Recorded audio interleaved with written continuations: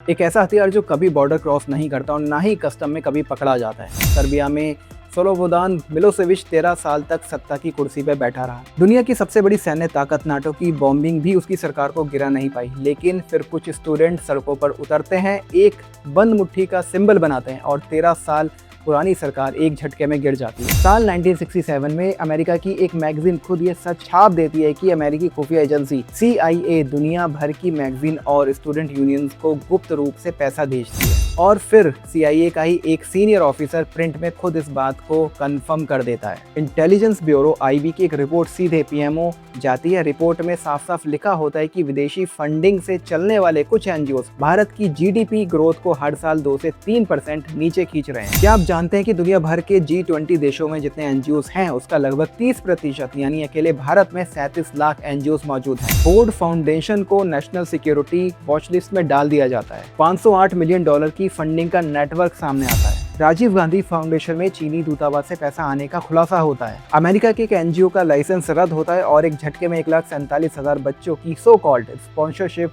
बंद हो जाती है। एक टाइगर रिजर्व के अंदर 100 एकड़ जमीन पर अवैध कब्जे की खबर आती है। बेंगलुरु एयरपोर्ट पर एक कुरियर बैग से 24 फॉरेन डेबिट कार्ड मिलते हैं। सब पर एक ही नाम होता है, संतोष कुमार। कोलकाता एयरपोर्ट पे एक अमेरिकन को प्लेन से उतार दिया जाता है और साथ में 6 यूक्रेनियन पकड़े जाते हैं और देखते ही देखते 21,933 NGOs के FCRA लाइसेंस कैंसिल कर दिए जाते हैं। और फिर 25 मार्च 2026 को एक ऐसा बिल संसद में आता है जो पूरा खेल बदलने वाला था, लेकिन वो बिल पास ही नहीं हो पाता, तो सरकार दूसरा कानूनी रास्ता निकाल लेती। अब सवाल यह है कि सर्बिया की बंद मुट्ठी से लेकर भारत के जंगलों, एयरपोर्ट और NGOs तक ये पूरा मामला आपस में कैसे जुड़ा हुआ है। आज मैं आपको एक एक करके स्टेप बाय स्टेप सारी चीजें समझाऊंगा। इस वीडियो को अंत तक जरूर देखिएगा, आपको पूरा खेल समझ में आ जाएगा। आपको समझ में आ जाएगा कि सरकार के खिलाफ फेक आंदोलन कैसे खड़े किए जाते हैं और कैसे चलाए जाते हैं। देखिए, किसी भी देश को कमजोर या तबाह करने के 2 तरीके होते हैं। पहला तरीका, अपनी सेना भेजो, सीधे युद्ध छेड़ दो, टैंक चलाओ और मिसाइलें दागो। लेकिन यह तरीका बेहद महंगा है, अंतर्राष्ट्रीय बदनामी भी होती है और जीत की कोई गारंटी भी नहीं होती। दूसरा तरीका, उस देश के अंदर ही ऐसे लोग खड़े कर दो जो अपनी ही सरकार के खिलाफ आवाज उठाएं। ये लोग कोई बाहर से नहीं आते, ये लोग उसी देश के नागरिक हो। इन्हें पैसा दिया जाता है NGOs, research institute, news portal और स्टूडेंट ग्रुप के जरिए। और ये पैसा किसी गैर कानूनी क्राइम के नाम पे नहीं आता है, बल्कि ये पूरी तरह से एकदम लीगल दिखता है, लीगल होता है। ये आता है ह्यूमन राइट्स के नाम पे, एनवायरनमेंट के नाम पे, डेमोक्रेसी, ट्राइबल राइट्स और चाइल्ड वेलफेयर के नाम। अब आप पूछेंगे कि अगर पैसा अच्छे काम के लिए आ रहा है तो उसमें दिक्कत क्या है। दिक्कत यह है कि जो पैसा देता है कंट्रोल भी वही करता है। और ये कोई कॉन्स्पिरेसी थ्योरी नहीं है, इसे खुद अमेरिकी सरकार की डीक्वालिफाइड जो डॉक्यूमेंट्स हैं और उनके जो अधिकारी हैं उनके बयानों ने इस चीज़ को साबित किया है। चलिए इसे समझने के लिए इतिहास के पन्नों में चलते हैं। साल 1950, वेस्ट बर्लिन, यहाँ एक ग्रुप बनता है, कांग्रेस फॉर आउटरल फ्रीडम। ऊपर से देखने में ये बुद्धिजीवियों का, इंटेलेक्चुअल का एक क्लब था। इसमें मैगजीन ये लोग छापते थे, आर्ट एग्जीबिशन लगाते थे, कॉन्फ्रेंस करते थे और अपनी पीक पे जब ये पूरा इनका ग्रुप था तो 35 देशों में एक्टिव था और 20 से ज़्यादा उस समय मैगजीन छाप रहे थे, पब्लिश कर रहे थे। और इनकी जो सबसे मशहूर मैगजीन थी उसका नाम था इनकाउंटर। लेकिन फरवरी 1967 में अमेरिकी मैगजीन रैम्पार्ट एक बड़ा खुलासा करती है। कहानी बाहर आती है कि अमेरिका की जो नेशनल स्टूडेंट एसोसिएशन है उसको सीधे CIA फंड करती है। इसके कुछ महीनों बाद CIA के एक सीनियर ऑफिसर थॉमस ब्रैडन खुद एक सैटरडे इवनिंग पोस्ट में एक आर्टिकल लिखते हैं जिसका टाइटल था कि I am glad the CIA is immoral. इसमें वो खुद मानते हैं कि पिछले 10 सालों से CIA इनकाउंटर मैगजीन को CCF के जरिए फंड दे रही थी। यानी एक सुपर पावर बिना कोई बंदूक चलाए दूसरे देशों में मैगजीन, स्टूडेंट यूनियन और कल्चरल ऑर्गेनाइजेशंस के नाम पर नैरेटिव सेट कर रही थी और वो दशकों तक ये काम करती रही और किसी को कोई भनक भी नहीं लगी। और यही वो नींव है जिसपे चलकर एक थ्योरी खड़ी हुई, जीन शॉप थ्योरी। अब ये जीन शॉप थ्योरी क्या है? जीन शॉप एक अमेरिकी पॉलिटिकल साइंटिस्ट था। उसने एक किताब लिखी, फ्रॉम डिक्टेटरशिप टू डेमोक्रेसी। इस किताब में उसने 198 ऐसे तरीके बताए कि बिना हथियार उठाए सिर्फ अहिंसक प्रदर्शनों यानी कि नॉन वायलेंस प्रोटेस्ट से किसी भी चुनी हुई सरकार को कैसे गिराया जा सकता है। अब जो उसके रूल्स थे, जो नियम थे, बिल्कुल साफ था। नए सिंबल बनाओ, स्ट्राइक और हड़ताल करो, सरकार को दुनिया के सामने विलेन बताओ। यह प्रोटेस्ट की एक पूरी इंजीनियरिंग का मैनुअल था। अब इसलिए आपको समझ में आया होगा कि किस तरह से आज जो एक आंदोलन चल रहा है, तथाकथित आंदोलन, उसमें किस तरह से सरकार पे झूठे इल्जाम भी लगाए जा रहे हैं और ऐसी बातें बोली जा रही हैं जिसमें कोई सच नहीं है, जो खुद भी वो लोग साबित नहीं कर पाएंगे। तो ये उसी एक थ्योरी का एक हिस्सा है। खैर, आगे अपने वीडियो पे चलते हैं और इस चीज़ को समझते हैं। और इस थ्योरी का पहला ग्राउंड टेस्ट हुआ सर्बिया में। यहीं से शुरू हुआ वो दौर जिसे दुनिया कल्चर रेवोल्यूशन कहती है। सर्बिया का प्रेसिडेंट था स्लोबोदान मिलोसेविच। 1999 में नाटो ने उसमें बमबारी की सर्बिया पे, फिर भी वो गद्दी पे बैठा रहा। लेकिन 1998 में सर्बिया के कुछ छात्रों ने मिलकर एक मूवमेंट बनाया था, ऑतपोर, जिसका मतलब था प्रतिरोध। अब इसका जो सिंबल था वो था एक काली बंद मुट्ठी। अब ये जो मूवमेंट था ये पूरी तरह से युवा, म्यूजिक और ह्यूमर से भरा ट्रेंडी दिखने वाला मूवमेंट था, लेकिन इसके पीछे पैसा किसका था? NED, national endowment for democracy. इसने साल 2000 में सर्बिया में करीब $30 लाख खर्च किए, जिसका एक बड़ा हिस्सा ओतपोर, ये जो स्टूडेंट यूनियन चल रहा था, जो स्टूडेंट का आंदोलन था, उसी को पैसा मिला। जॉर्ज सोरोस की ओपन सोसाइटी फाउंडेशन, इसने 1991 में बेलग्रेड में ऑफिस खोला था और करीब 9 साल में $10 करोड़ से ज़्यादा सो कॉल्ड इंडिपेंडेंट मीडिया और NGOs में लगाए थे। USAID, इन्होंने 1999 से 2000 के बीच करीब $4 करोड़ इसी पूरे आंदोलन में, मूवमेंट में डाले। यहाँ तक कि अमेरिका के एक रिटायर्ड कर्नल रॉबर्ट हैवी ने ये जो ओतप्रो था, इसके कार्यकर्ताओं को, स्टूडेंट को हंगरी के एक होटल में बुलाकर जीन शॉर्प की उसी किताब से स्पेशल ट्रेनिंग भी दी थी। अब इसका परिणाम क्या हुआ? परिणाम 5 अक्टूबर 2000 को लाखों लोग सड़कों पर उतर आए। एक आदमी बुलडोजर लेके पार्लियामेंट में घुस गया, इसीलिए इसे बुलडोजर रेवोल्यूशन भी कहा जाता है। मिलोसेविच, जो कि नाटो की बमबारी से भी नहीं हिला था, उसकी सरकार नहीं गिरी थी, इस सिविल सोसाइटी के प्रोजित प्रदर्शनों से उसकी सरकार गिर गई। इसके बाद ये मॉडल पूरी दुनिया के लिए एक ब्लूप्रिंट बन गया। 2003 में जॉर्जिया में रोज रेवोल्यूशन हुआ। USAID ने करीब $15 लाख सिर्फ वोटर लिस्ट को कंप्यूटराइज करने के नाम पे लगाए और यूथ ग्रुप ने ट्रेनिंग ली और राष्ट्रपति को इस्तीफा देना पड़ा। 2004 में यूक्रेन ऑरेंज रेवोल्यूशन हुआ। यूथ ग्रुप पोरा को $1 करोड़ की फंडिंग में इलेक्शन रिजेक्ट कराकर दोबारा चुनाव कराए गए। 2005 Kyrgyzstan tulip revolution, NED funded civil society ने सेम पैटर्न दोहराया और सरकार गिरा दी। 6 अलग देश, 6 अलग लीडर, लेकिन प्लेबुक एकदम सेम और हर जगह घुमा फिरा के वही 3 नाम, NED, USAID और जॉर्ज सोरोस की ओपन सोसाइटी। अब बात करते हैं अपने देश भारत की। भारत में विदेशी फंडिंग को रेगुलेट करने का इतिहास पुराना है। इसकी शुरुआत 1976 में इमरजेंसी के दौरान इंदिरा गांधी की सरकार में हुई है। वो दौर था जब 1971 के युद्ध के बाद भारत और अमेरिका के रिश्ते काफ़ी तनावपूर्ण थे। तब पहली बार FCRA यानी कि फॉरेन कंट्रीब्यूशन रेगुलेटरी एक्ट लाया गया था। लेकिन 1976 का कानून काफ़ी सीमित था। उसका फोकस सिर्फ इतना था कि विदेशी जो पैसा है वो भारतीय चुनावों में, राजनीतिक दलों में, संसद में ना आए। बाकी सेक्टर्स में इसका कोई खास कंट्रोल था ही नहीं, जबकि खतरा उससे भी पुराना था। साल 1954 की मध्य प्रदेश सरकार की नियोगी कमेटी ने अपनी रिपोर्ट में साफ लिखा था कि विदेशी मिशनरीज का पैसा ट्राइबल और दलित इलाकों में स्वास्थ्य और शिक्षा की आड़ में धर्मांतरण यानी कन्वर्जन के लिए इस्तेमाल हो रहा है और इस पर तुरंत रोक लगानी चाहिए। लेकिन तत्कालीन सरकार ने राजनीतिक प्राथमिकताओं के कारण इस रिपोर्ट पर कोई बड़ा कदम उठाया ही नहीं। अब समझ गए होंगे आप कि 1954 में नेहरू जी प्राइम मिनिस्टर थे और उनका तो उन्होंने पूरी खुली छूट दे रखी थी मिशनरीज को कि भाई कन्वर्जन करो, और उसका नतीजा ये हुआ कि पूरा नॉर्थ ईस्ट कन्वर्ट हो गया और कोई रोक नहीं लगाई, उन्हें कोई फर्क ही नहीं पड़ता था इस चीज़। फिर आया साल 2010, पुराने कानून को बदलकर एक नया सख्त FCRA कानून लाया गया। नियम सीधा था कि अगर विदेश से पैसा लेना है तो FCRA रजिस्ट्रेशन लो और पाई का हिसाब दो, पैसा कहाँ से आया, कहाँ खर्च हुआ, इसकी पूरी जानकारी दो। भारत में कुल 37 लाख NGOs रजिस्टर्ड हैं, यानी पूरे G20 देशों में जितने NGOs हैं उसका 30% अकेले भारत में है। पूरे पश्चिमी देश यानी कि वेस्टर्न वर्ल्ड में मिलाकर जितने NGOs नहीं है उससे ज़्यादा अकेले भारत में है। अब फंडिंग का आंकड़ा देखिए, फाइनेंशियल ईयर 2020 से 22 के बीच सिर्फ 13,520 NGOs ने कुल मिलाकर 55,741 करोड़ का फॉरेन फंड हासिल किया, यानी औसत हर साल करीब 18,600 करोड़ बाहर से आए।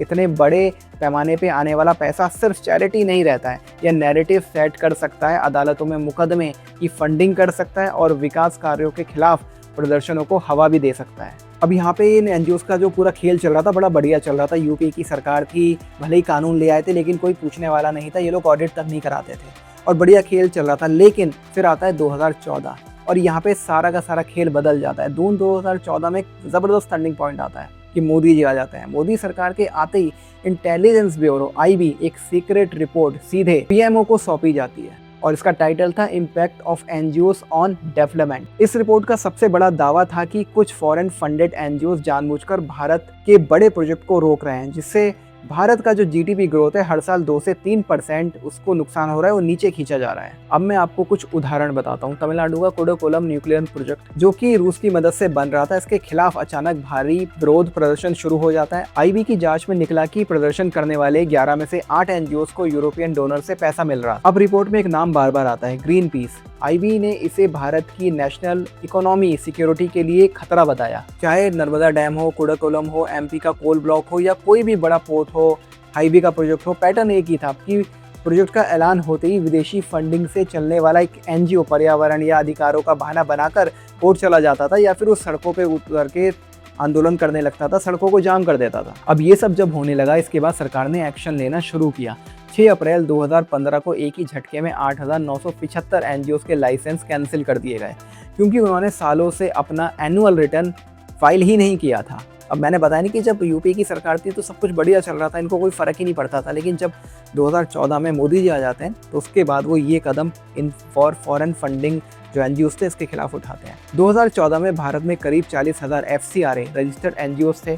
2023-24 तक ये संख्या घटकर सिर्फ 15,638 रह गई, यानी 21,933 से ज़्यादा एनजीओस के लाइसेंस रद्द कर दिए गए थे। अब मैं आपको वो 6 मुख्य केस बताता हूँ जो पूरे पैटर्न का पर्दाफाश कर। Case number 1, compaction international. यह अमेरिका की एक बहुत ही बड़ी संस्था थी जो भारत में हर साल करीब $5 करोड़ लाती थी। जांच में पाया गया कि इसकी चेन्नई वाली शाखा इस विदेशी पैसे को अलग अलग उन छोटे एनजीओस में बांट रही है जिसके पास खुद एफसीआरए लाइसेंस था ही नहीं। इसे कानून में सब ग्रांडिंग कहते हैं। होम मिनिस्ट्री ने इन्हें प्रायर परमिट लिस्ट में डाला, फंड रुका और 2017 में इन्हें भारत से अपना बोरिया बिस्तरा समेटना पड़ा। इन्होंने दावा किया कि 1,47,000 बच्चों की जो स्कॉलरशिप है वो रुक गई, लेकिन अब सवाल ये उठता है कि बच्चों का पैसा जो था वो गैरकानूनी तरीके से आप दूसरे एनजीओस को क्यों दे रहे थे? आपको पहले इस चीज़ की परवाह नहीं थी? जब आपसे हिसाब मांगा गया, ऑडिट मांगा गया, तो फिर आपने अपना काम बंद करा और आप देश से निकल गए। केस नंबर 2, फोर्ड फाउंडेशन और सबरंग ट्रस्ट। 2015 में फोर्ड फाउंडेशन को नेशनल सिक्योरिटी वॉच लिस्ट में डाला गया। इन्होंने भारत में $508 मिलियन से ज़्यादा लगाए थे। इनका पैसा उन संस्थाओं को जा रहा था जो जुडिशियल रिफॉर्म और जनहित याचिका यानी PIL के नाम पे काम करती थी। तीस्ता सीतलवाड़ तो आपको याद ही होंगी, गुजरात दंगों के समय उनका बड़ा नाम आता था उनकी संस्था को, और वो मुसलमानों को न्याय दिलाने की बात करती थी। अब इनकी जो संस्था थी सबरंग ट्रस्ट, उसको भी फोर्ड फाउंडेशन में बहुत पैसा मिलता था। जून 2016 में सबरंग का एफसीआरए रद्द हो गया और सीबीआई की चार्जशीट के मुताबिक दंगा पीड़ितों के पुनर्वास के नाम पर जो पैसा इनको मिला वो इन्होंने अपने प्राइवेट जो चीज़ें थी उसमें भी डाइवर्ट किया, उससे प्राइवेट एसेट भी खड़े किए गए। एक आरोप इन पे लगा था, बहुत ऐसी न्यूज़ आ रही थी कि इन्होंने मुंबई में एक पॉश एरिया में काफ़ी बड़ा करोड़ों रुपए का बंगला खरीद लिया था। Case number 3, Rajiv Gandhi foundation. साल 2022 में इसका एफसीआरए लाइसेंस कैंसिल हुआ। सरकारी रिकॉर्ड के अनुसार 2005-06 में फाउंडेशन को चीन की सरकार से यानी चाइनीज गवर्नमेंट से सीधा पैसा मिल रहा था, चीनी दूतावास से सीधा डोनेशन मिल रहा था, जिसका इस्तेमाल ये चीनी स्टडीज़ और नीतियों से जुड़ी रिसर्च में कर रहे थे। अब हम बहुत बार सुनते हैं ना कि राहुल गांधी चीनी दूतावास में गए थे, वो सोशल मीडिया पे बहुत चलता है, तो वो चीज़ समझ में आती है। अभी राहुल गांधी ने एक कैंपेनिंग भी चलाई थी, वीडियो कैंपेनिंग, जो कि ये निकोबार पोर्ट जो बन रहा है उसके खिलाफ चलाई थी। तो देखिए, जो भी चीज़ें चीन को बिल्कुल तंग करती हैं या चीन के जो हित है उसको नुकसान पहुंचाने वाली होती है, तो बहुत सारी एनजीओस उसके समर्थन में खड़े हो जाती हैं। आप चीन के बॉर्डर पे अगर आप काम करेंगे तो लोग आ जाते हैं, आप चीन के आसपास उसके समंदर में कहीं आप कुछ प्रोजेक्ट करते हैं तो इस तरह के लोग आ जाते हैं। तो वो क्यों आ रहे हैं वो इस सारी चीज़ों से पता चलता है। अब case number 4, MST international, Oxfam और CPR। एमएसटी इंटरनेशनल इंडिया सितंबर 2020 में ईडी और MHA की जांच में सामने आया कि विदेशी पैसा कमर्शियल रूट से भारत लाया जा रहा था। जांच का सामना करने के बजाय एमएसटी इंटरनेशनल भारत में काम बंद कर दिया और यहाँ से ही चले गए। 2022 में एमएसटी इंटरनेशनल इंडिया से जा चुकी है। ऑक्सफैम इंडिया, इनकम टैक्स की 141 पन्नों की रिपोर्ट में कहा गया है कि इन्होंने अदानी पोर्ट को ग्लोबल इंडेक्स से हटाने के लिए अभियानों में मदद की और FCRA बैन से बचने के लिए प्रॉक्सी एनजीओस को पैसा दिया। Centre for policy research CPR, Bharat का टॉप थिंक टैंक। 2023 में IT रेड और फिर FCRA कैंसिल। इल्जाम था कि विदेशी रिसर्च का जो फंड इन्हें मिलता था उसका इस्तेमाल इंफ्रास्ट्रक्चर के जो प्रोजेक्ट चल रहे थे उसको रोकने के लिए मुकदमों में किया जाता था और इसे US एड और फोर्ड फाउंडेशन से भी पैसा मिल रहा था। Case number 5, Jesus redeem. 100 एकड़ जमीन का मामला। तमिलनाडु के कलकुडलम जो टाइगर रिजर्व है, रिजर्व के अंदर संस्था ने करीब 100 एकड़ जमीन पर कब्जा कर लिया था। जांच में पता चला कि संस्था 2017 में ही बैन हो चुके पैक्शन इंटरनेशनल का पैसा ही घुमा फिरा कर इस्तेमाल कर रही थी। जनवरी में इसका FCRA परमानेंटली कैंसिल कर दिया गया। Case number 6, Indian rural evangelical fellowship IRF Andhra Pradesh का 2025 में FCRA कैंसिल हुआ। 28 करोड़ रुपए से ज़्यादा का डाइवर्जन की बात इसमें सामने आई और पर्सनल जो अकाउंट्स थे उसमें वो पैसा गया था। माइनर बच्चों के धर्मांतरण का आरोप भी इन पे लगा। वहीं वर्ल्ड विजन इंडिया का लाइसेंस भी 2024 में रद्द कर दिया गया। अब इस पूरे मामले की कानूनी और सामाजिक पहलू को समझिए। भारत के 28 में से 12 राज्यों में एंटी कन्वर्जन लॉ लागू है। ये कानून स्वेच्छा से धर्म बदलने पे रोक नहीं लगाता, बल्कि ज़बरदस्ती, धोखे से या लालच देकर, जैसे कि मुफ्त का खाना, इलाज, पैसा या नौकरी का लालच देकर धर्म बदलने को कानूनी अपराध मानता है। जनवरी 2025 में उत्तर प्रदेश की अदालत ने इस कानून के तहत पहला ऐतिहासिक सज़ा सुनाई थी। एक पास्टर और उसकी पत्नी को गरीब दलित पड़ोसी को लालच देकर धर्म बदलने के जुर्म में जेल की सज़ा हुई थी। 2024 में यूपी सरकार ने इस कानून को और सख्त बना दिया। यदि धर्मांतरण के लिए विदेशी या इलीगल पैसा आता है तो इसमें 7 से 10 साल तक की जेल और 10 लाख रुपए तक का जुर्माना का प्रावधान किया गया।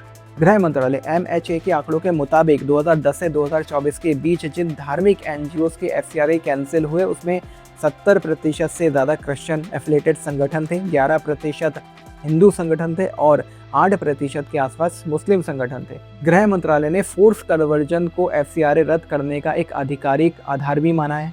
आरक्षण का संवैधानिक पहलू 1950 के प्रेसिडेंशियल ऑर्डर के मुताबिक अनुसूचित जाति यानी शेड्यूल्ड कास्ट का आरक्षण केवल उन्हीं नागरिकों को मिलता है जो हिंदू, सिख, बौद्ध धर्म से हैं। यदि कोई व्यक्ति क्रिश्चियन या मुस्लिम बनता है तो कानूनी तौर पे उसको ऐसी आरक्षण उसका वहीं समाप्त हो जाता है।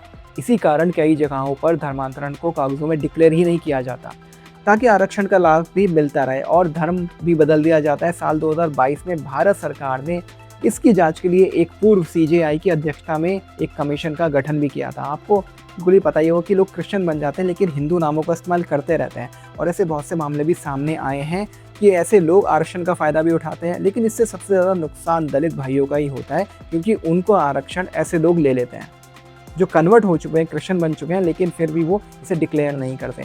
तो दोस्तों ये पूरा सिलसिला है सर्बिया में बंद मुट्ठी के सिंबल से शुरू हुई या इनडायरेक्ट वॉरफेयर की कहानी अखबारों, स्टूडेंट यूनियन, NGOs और लीगल पिटीशन के रास्ते होती हुई अब भारत तक पहुंच चुकी है।